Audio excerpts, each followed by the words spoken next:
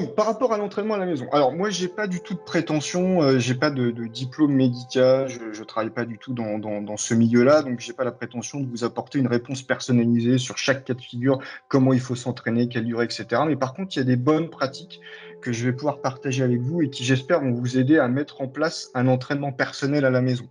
On est tous dans une situation un peu particulière. Donc, on va vous accompagner au mieux, évidemment. Maintenant, c'est sûr qu'on ne pourra pas reproduire exactement ce qui se passe en club avec des séances qui sont personnalisées. Donc, la première chose que je voudrais partager avec vous sur l'entraînement à la maison, c'est qu'il va falloir s'organiser. Organiser l'espace, ça c'est une première chose. Alors certains peuvent avoir un jardin, d'autres peuvent être en appartement, il peut y avoir des meubles qui prennent beaucoup de place. Donc la première chose à faire, c'est de définir son espace, de se dire si par exemple dans le salon il y a un meuble que je peux déplacer pour gagner un peu de mètres carrés et m'entraîner, il ne faut pas hésiter à le faire évidemment, mais choisissez vraiment votre lieu pour qu'il y ait un maximum d'espace pour vous entraîner. Vous verrez à travers les exemples que je donne qu'on n'est pas obligé d'avoir 50 mètres carrés pour faire tous ces poussées, etc. On peut aussi s'entraîner avec 1 ou 2 mètres carrés, il n'y a pas de souci. On va juste s'adapter. Mais là, l'espace est important, donc choisissez encore une fois l'espace où vous avez, enfin la pièce ou l'endroit où vous avez le plus d'espace possible. Ça paraît un peu tarte à la crème dit comme ça, mais c'est important aussi pour la suite, on va le voir par rapport à la ritualisation qu'on va souhaiter mettre en place. L'agenda, il va falloir réserver du temps et le planifier. Si on part à un entraînement en se disant je vais essayer de m'entraîner tous les jours, déjà le essayer il est trop, et puis si on ne le planifie pas, ce qui va se passer c'est qu'au bout du deuxième ou troisième jour, on va se dire tant pis, je vais m'entraîner demain, parce que comme c'est pas planifié, comme c'est pas ritualisé, ça pose un problème dans la mécanique humaine pour vraiment se forcer à s'entraîner tout seul. Donc c'est important. Comment on fait pour réserver du temps ou le planifier? C'est simple, hein. On met un réveil, on met une alarme, ou dans un agenda, si on est avec un agenda, on se dit de telle heure à telle heure, je vais m'entraîner. Donc je me réserve mon quart d'heure, ma demi-heure pour m'entraîner. C'est très important vraiment de faire cet effort, de choisir le moment dans la journée où on va s'entraîner. Idéalement, on va dire dans toutes les études que j'ai pu lire, les effets les plus bénéfiques de l'entraînement, c'est quand on le fait le matin. Donc ça, c'est l'idéal. On se lève le matin, on petit déjeune, et puis après, on s'entraîne. C'est pas possible pour tout le monde. Il y en a qui travaillent, il y en a qui ont peut-être des enfants dont il faut s'occuper. Donc il y a plein de situations, il y a plein de cas de figure où on va pas pouvoir s'entraîner le matin. C'est pas grave. Vous allez vous entraîner le soir, l'après-midi, le midi éventuellement à votre pause. C'est pas un souci. Ce qui est important par contre, c'est vraiment de réserver ce temps. Et si vous pouvez le faire le matin, c'est là où c'est l'idéal. Pourquoi c'est idéal, hein, je reviens dessus, c'est simple. Déjà, ça met de la chimie du corps en œuvre et ça permet de passer une journée beaucoup plus détendue. Deuxièmement, ça élimine aussi l'appétit, en tout cas en partie. Donc on mange moins, donc voilà, c'est un bon équilibre de s'entraîner le matin. Pensez à l'équipement. Alors, j'ai listé 2, 3 choses qui, là aussi, peuvent être un peu tarte à la crème, mais si vous décidez d'aller courir sur le kilomètre qui vous est autorisé autour de chez vous, mettez les bonnes chaussures. Hein, mettez des chaussures de course. Si vous n'en avez pas, alors évitez de courir parce que ça peut être traumatisant de faire de la course. Il y a des chocs qu'on prend à chaque fois qu'on va poser ou le talon ou le dessus du pied, je vais y revenir. Donc ça, c'est important de s'équiper et de bien s'équiper, quelle que soit l'activité qu'on veut faire. Si on veut faire du cardio, il faut le mesurer, que ce soit en temps ou que ce soit en séquence. Donc là aussi, peut-être une montre, peut-être des éléments qui vous permettent vraiment d'avoir l'équipement nécessaire pour s'entraîner tout seul à la maison. Et je reviendrai après sur l'intérêt de mesurer ce qu'on est en train de faire. Changer de tenue pour ritualiser, je reviens sur cette idée de ritualiser. On a un espace qu'on définit comme étant l'espace d'entraînement, on a un moment qu'on définit comme un moment d'entraînement, et on a une tenue pour pratiquer également. Si vous êtes, et c'est le cas peut-être de pas mal d'entre nous qui sont confinés à la maison et qui n'ont pas l'opportunité d'aller au travail, on peut rester parfois en pyjama et se dire finalement je pourrais m'entraîner en pyjama. Non, c'est pas bon parce que le corps, l'esprit, surtout l'esprit, a besoin vraiment d'un moment où on se dit ça y est, je change de tenue et je vais m'entraîner, je vais faire du sport. C'est exactement pour cette raison, entre autres, qu'on met un dobok. Sinon, on pourrait tous venir en short et en tongs dans le dojang et s'entraîner. Donc, cherchez aussi, vous, à recréer cet espace dojang chez vous, encore une fois, à travers le lieu, à travers le moment et à travers la tenue. On n'est pas obligé de passer le dobok, on peut tout à fait s'entraîner quand on est chez soi, avec un jogging, avec un short, peu importe. Si vous avez un partenaire, si je l'ai mis dans l'équipement, alors c'est peut-être un peu maladroit, mais si vous avez un partenaire aussi, ça peut être très intéressant de le prévenir, de travailler avec lui et de prévoir ce moment ensemble. Dans les équipements que vous avez à disposition à la maison, il y a plein de choses que vous pouvez utiliser au-delà de ce que je viens d'évoquer. On peut utiliser des chaises pour faire des exercices, on peut utiliser des bouteilles d'eau comme des poids. Donc il y a plein de choses aussi que vous pouvez mettre en œuvre sans forcément avoir l'équipement parfaitement adapté à la situation normale, on va dire, dans un club de sport. Donc ça, c'est pour l'organisation.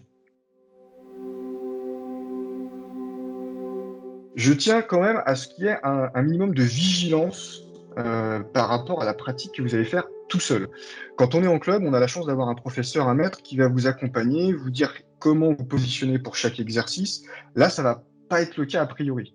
Donc, s'il vous plaît, adaptez votre pratique. Ne cherchez pas à faire très fort. Je vous ai mis un petit article là qui date de quelques jours du Parisien où on a un directeur de recherche qui explique que en ce moment fleurissent sur Internet des tutos, des vidéos pour s'entraîner à la maison et on vous dit bah, allez-y à fond, vous êtes chez vous, vous pouvez suer et transpirer. C'est pas bon. Je vous rappelle que les urgences sont saturées. Je vous rappelle qu'on est dans une situation de crise. Donc, il faut vraiment absolument éviter de se blesser. Donc, adaptez la pratique. Vous connaissez à peu près votre corps normalement. Vous savez où est-ce que ça fait mal, où est-ce que vous avez des blessures. N'allez pas chercher l'effort maximal tout de suite. Ça sert à rien. Il faut juste essayer de maintenir un minimum de niveau. Donc, ne pas se mettre en danger. Ensuite, l'atmosphère, c'est peut-être un petit peu tôt encore dans le moment, mais bientôt, il va commencer à faire un petit peu plus chaud. Alors, ceux qui sont en appartement, l'air est un peu plus difficile à capter quand on est dans un effort, donc il faut ouvrir les fenêtres. Là aussi, ça paraît un peu tarte à la crème de le dire, mais pensez-y. Et puis, quand la chaleur va commencer à augmenter, il va falloir aussi adapter l'effort en fonction du temps. Donc, tous ces éléments-là, c'est vraiment lié à la vigilance. Ne forcez pas, sur Internet, il y a plein de choses qui sont intéressantes. Il y a aussi plein de choses qui peuvent être dangereuses parce que c'est pas forcément adapté à votre situation. Donc vigilance là-dessus. Sur les thématiques, une fois qu'on a planifié ses journées, ses séquences, comme je l'ai évoqué juste avant, on va pouvoir décomposer sa semaine avec des thématiques. Et c'est ce que je préconise. Donc la durée de ces entraînements, moi je considère qu'il faut un minimum d'un quart d'heure à 30 minutes. Alors un quart d'heure, c'est vraiment le minimum. Et on va pas forcément travailler beaucoup sur des choses comme le cardio, parce qu'un quart d'heure, c'est un peu limité. Une demi-heure, on va évidemment avoir plus de temps pour faire des choses comme du cardio, comme de la course. Mais sur un quart d'heure, on peut tout à fait faire une séance de stretching. Donc, adaptez en fonction de votre emploi du temps. Vraiment, essayer de viser, voilà, la moyenne, c'est 20-25 minutes. Ça me paraît être au-delà, ça me semble un peu difficile. Encore une fois, parce qu'on est tout seul, qu'il faut trouver la motivation et je vais y revenir. En deçà, ça va servir à rien. Donc, voilà, cherchons à faire 20 minutes. Sur vos thématiques d'entraînement, il y a plein de thématiques aujourd'hui que vous connaissez parce que vous pratiquez en club, que vous pouvez appliquer et sur lesquelles vous pouvez organiser votre agenda. Il y a évidemment la course. Alors la course, c'est très intéressant parce que ça mobilise vraiment tout le corps, ça permet de travailler le cardio, ça fait un peu de musculaire, il y a plein de choses qui sont très intéressantes. Moi, je suis pas un coureur aguerri, je déteste courir honnêtement, mais je me force à faire 2 fois par semaine un peu de course. Déjà, c'est bon pour le mental, c'est bon pour le cardio. Il faut organiser sa course suivant son objectif. C'est-à-dire, on peut avoir des courses qui vont être fractionnées. Les courses fractionnées, c'est je vais courir 5 minutes. Alors, 5 minutes, c'est peut-être exagéré, mais je vais courir 2 minutes à fond et je vais courir 2 minutes doucement. Je vais courir 2 minutes à fond et je vais courir 2 minutes doucement. Et j'alterne. Et ça me permet de travailler un peu différemment mon cardio. Ça peut être une course que je vais effectuer sur 20 minutes, tranquillement. Il faut que je puisse parler en courant. Et là, c'est généralement ce qu'on préconise pour les courses de fond, si je puis dire, c'est de pouvoir courir tranquillement en parlant. Et dans ce cas-là, vous avez adopté votre bon rythme. Si vous commencez à être essoufflé, c'est que vous avez un rythme qui est un peu trop élevé.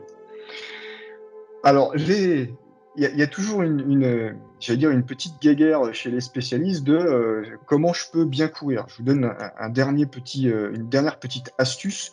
L'idéal, et c'est ce que vous devez faire également en club, on vous recommande de poser la pointe du pied sur le sol et pas le talon. Un, c'est moins traumatisant. Deux, ça permet également de travailler différemment le corps, les mollets, etc. Donc, si vous devez vous lancer dans la course que vous n'avez jamais fait, d'abord l'équipement, comme je l'ai évoqué. Ensuite, vous commencez à courir en vous assurant que vous pouvez parler en même temps que vous courez, comme ça vous ne forcez pas. Et troisième axe, vous cherchez à poser la pointe du pied en premier au sol. Autre type d'entraînement, on peut travailler sur le gainage. Le gainage, vous en avez forcément fait en cours. C'est l'idée, on peut se mettre par exemple en position pompe et juste rester comme ça 1 minute. Et puis après, on relâche, on souffle pendant 30 secondes, on se remet en position pompe, on attend 1 minute. On peut travailler aussi le gainage au niveau des cuisses, au niveau des jambes. C'est simple, vous faites un abshadi, niveau plexus, et vous restez. Jambes tendues sur votre abshadi. Donc il y a plein de façons de travailler le gainage. Encore une fois, sur cette session-là, je ne vais pas vous donner des exercices précis, ce n'est pas l'objectif, c'est juste de vous donner un cadre d'évolution. Mais sur les prochaines webconférences, on vous donnera effectivement des exercices très précis que vous pourrez travailler chez vous. Dans l'intervalle, vous pouvez quand même regarder ce qui se passe sur Internet. Il y a plein de tutoriels, plein de tutos, qui vous permettent de trouver des typologies d'exercices. Et puis, évidemment, vous avez tout ce que vous avez fait ces 6 derniers mois en cours que vous pouvez facilement reproduire en vous rappelant les conseils du professeur. Sur les thématiques, on peut travailler du stretching, on peut travailler de la technique. Donc, on peut faire ses ploumzés. Alors, encore une fois, sur 2 mètres carrés, c'est un peu compliqué.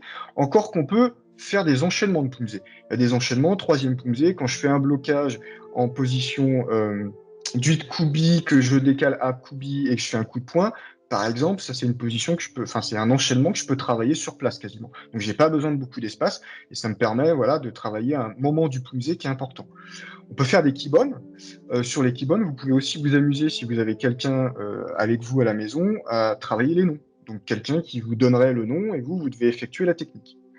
Sur les raquettes, on peut aussi, même quand on est tout seul, fixer les raquettes. Alors, je sais qu'il y a mon père qui est dans l'auditoire et il pourra confirmer que on avait construit un petit bout de bois sur lequel, une espèce de poteau sur lequel on fixait les raquettes avec des choses qui les pressaient. Donc, on fixait les raquettes, on pouvait choisir la hauteur. Et voilà, et ça nous permettait de nous entraîner tout seul en posant des raquettes et en donnant des coups de pied. Donc, c'est des choses que vous pouvez tout à fait adapter à votre environnement. Il y a la méditation, il y a les armes, il y a plein vraiment de typologies d'entraînement. Pour vous aider, je vous ai fait un petit programme qui est en l'occurrence le programme là auquel je m'astreins pour cette semaine. Donc comme vous le voyez, je vais démarrer un lundi cardio. Alors personnellement, j'ai pas la possibilité de m'entraîner le matin parce que je travaille. Donc je le fais moi à 19h. C'est des sessions qui font 20 à 30 minutes. Le lundi, c'est cardio. Le mardi, c'est gainage. Le mercredi, c'est challenge. Alors le challenge, c'est quoi? C'est je vais moi-même me poser un challenge. Vous pouvez aussi avoir des challenges avec d'autres adhérents de l'école ou d'autres personnes dans votre entourage en vous disant, par exemple, je vais faire un maximum de burpees en 30 secondes. Et puis on voit qui fait le maximum de burpees. Alors, moi, le challenge, c'est de me dire, je vais faire, je sais pas, je vais essayer dans la journée de faire 200 pompes. Donc dans ma journée, je vais essayer de caser 200. Ensuite, je vais reprendre du cardio, je vais faire de la technique. Enfin, je vais faire de la technique, pardon. Donc, faire de la technique juste le vendredi, c'est, je vais faire des poussées, je vais éventuellement travailler des enchaînements, et puis je vais aussi travailler les kibons. Donc, ça peut être comment je peux accélérer des mouvements dans mes kibons, comment je peux accélérer l'enchaînement entre un coup de pied et un coup de poing, ce genre de choses. Le samedi, c'est stretching. Donc, après une semaine qui est plutôt intense, je dédie le samedi au stretching. Donc là, je vais plutôt faire des étirements, prendre un peu plus soin, on va dire, de ma souplesse. Et puis le dimanche, c'est mon jour de repos. Donc comme vous le voyez, j'ai organisé déjà ma semaine. Je sais ce que je dois faire, à quel moment je dois le faire, quel jour je dois le faire. J'ai des sessions de 20 à 30 minutes avec un échauffement articulaire de 5 minutes que vous avez probablement déjà fait en club, donc vous pouvez tout à fait réappliquer ça. L'entraînement sur la thématique de 15 à 20 minutes. Donc, quand c'est cardio, ça peut être de la course, ça peut être simplement faire des montées de genoux pendant 2 minutes, 1 minute de repos, des montées de genoux pendant 2 minutes, et ainsi de suite. 2 minutes d'étirement quand même à la fin. Et je m'octroie aussi 1 minute de méditation. La méditation, c'est très important parce que ça va faire beaucoup de bien à votre corps d'un point de vue psychologique. Je vous expliquerai, on aura l'occasion de vous expliquer comment on peut faire une bonne méditation. Je vous donne juste la première indication qui est extrêmement simple. Vous vous mettez dans la position la plus confortable. Ça peut être en tailleur, ça peut être assis sur une chaise. Vous fermez les yeux, vous mettez la main sur le ventre. Quand vous inspirez, votre ventre doit se gonfler. Quand vous expirez, votre ventre doit rentrer, puisque l'air sort de votre corps. Et en même temps, vous cherchez à évincer toutes les pensées que vous pouvez avoir. Voilà, c'est ça la méditation, le principe de base. Donc 1 minute, ça suffit à la fin de votre entraînement pour faire redescendre la tension, pour faire le calme dans votre esprit. Donc ça, c'est un exemple de planning. Et je voulais terminer en fait avec garder la motivation. Là, je vous donne des grands principes. On peut tout à fait les appliquer rapidement et se dire demain, je m'y mets, c'est parti. Allez, comme Nico m'a dit, à 10 heures, je me fais mes 20 minutes de course. Ça va marcher un jour, 2 jours, 3 jours. Et puis, vous allez vous apercevoir qu'au fur et à mesure du temps, la motivation, elle va baisser. Vous allez commencer peut-être à avoir des courbatures. Et donc, ça va devenir de plus en plus difficile. Et après, la moindre excuse va être propice pour ne pas aller s'entraîner. On se dit, je ferai le double demain. Ou non, ce soir, je suis vraiment trop crevé, je vais pas le faire. Donc, c'est très important, je reviens encore sur ce concept. Ritualiser ces moments-là, ça va vous aider. Le moment, l'espace, changer de tenue. Il y a des fois, je suis pas du tout motivé, je rentre ou je termine tard, pardon, mon télétravail. Le simple fait de passer mon short et de mettre mon t-shirt qui est fait pour mon entraînement, je suis tout de suite dedans et je me dis, ça y est, je peux plus reculer, j'y vais, on y va. Les challenges, je les ai un peu évoqués, mais c'est aussi important de vous challenger vous-même et puis de vous challenger avec d'autres personnes. Donc là, il faut mesurer sa progression. C'est ce que j'évoquais aussi au début sur les outils. Mesurer sa progression, c'est si je fais de la course à pied, c'est peut-être mesurer la distance que je vais faire en 20 minutes. C'est peut-être mesurer mon rythme cardiaque à la fin de cet effort. Donc il y a plein de manières de se mesurer. Sur les pompes, c'est combien de pompes je peux faire en 1 minute, et ainsi de suite. Donc mesurez-la parce que vous verrez que dans le temps, c'est aussi très motivant de voir qu'on s'améliore. Et ça, c'est important pour justement la motivation, de voir que de semaine en semaine, on va améliorer sa performance. Vous pouvez aussi vous filmer. Alors là, je pense notamment à tout ce qui va être coup de pied ou euh, ou pousser, le fait de, si vous êtes tout seul, vous pouvez aussi vous filmer et vous regarder et vous dire, ah ouais, non, mais là, ça va pas du tout. On est souvent très critique envers soi quand on s'est filmé. Pensez à l'alimentation, l'hydratation. C'est un peu tarte à la crème, encore une fois. Tout le monde mange, tout le monde boit. Mais si vous faites des efforts, augmentez votre taux d'hydratation, pensez à boire. Surtout que les chaleurs, encore une fois, vont commencer à arriver normalement. Donc, pensez vraiment à vous hydrater. C'est pas parce qu'on est à la maison, assis en télétravail pour certains d'entre nous, qu'il faut oublier de s'hydrater.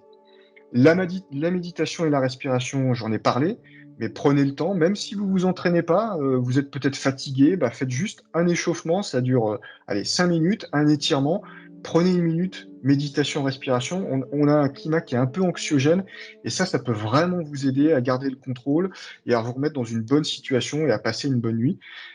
Et donc, je termine sur la récupération, c'est évidemment dormir. C'est pas parce qu'on est à la maison qu'on a peut-être le sentiment qu'il y a plus de trajet, donc on peut se coucher très tard, etc. Non, faites vraiment attention à votre repos. C'est très important de pas non plus sacrifier ses nuits et de commencer à se lancer dans des demi-nuits parce que finalement on a le temps après de récupérer la journée. Vraiment, sacralisez votre moment de repos, dormez bien, dormez dans un espace le plus sombre possible, ça va vous permettre de facilement vous remettre de tous ces efforts-là.